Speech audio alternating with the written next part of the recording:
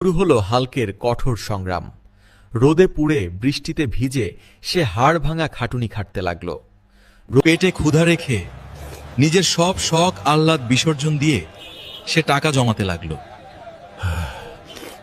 1 বছর, 2 বছর, 3 বছর সময় কাটল।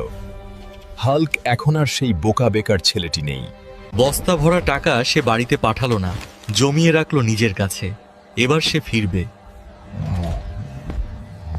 অবশেষে এলো সেই দিন। হাল্ক দেশে ফিরল, কিন্তু এবার সে একা নয়, সাথে তার সাফল্য।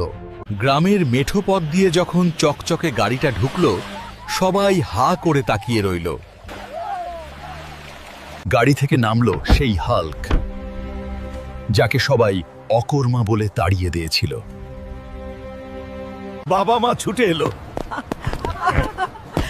আমার বাবা এসেছে। আমার গর্বের ধন। হাল্ক হাসল। সে বুঝতে পারল এই আদর তার জন্য নয়, তার পকেটের টাকার জন্য। যেই গ্রামের মানুষ তাকে গালি দিত, তারাই আজ ফুলের মালা নিয়ে লাইন ধরেছে। হাল্ক গ্রামে সবচেয়ে বড় প্রাসাদ বানালো, স্পাইডারম্যানের বাড়ির চেয়েও দ্বিগুণ সুন্দর। যেই ছেলেটার বিয়ে হচ্ছিল না, আজ তার জন্য হাজার হাজার বিয়ের প্রস্তাব।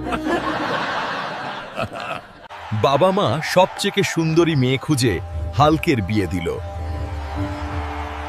রাজকীয় আয়োজন। এখন মাছের বড় টুকরোটা হাল্কের পাতেই পড়ে।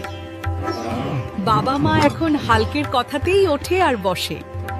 স্পাইডারম্যানও এখন বড় ভাইকে সমঝে চলে। টাকা থাকলে সবাই স্যালুট দেয়। হাল্ক তার হারানো সম্মান, ভালোবাসার আর সংসার সব ফিরে পেল।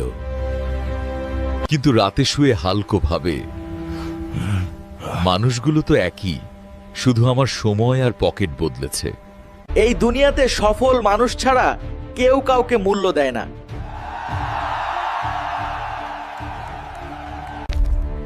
তাই কাঁদলে হবে না, চোখের পানি মুছে নিজেকে যোগ্য করে তোল।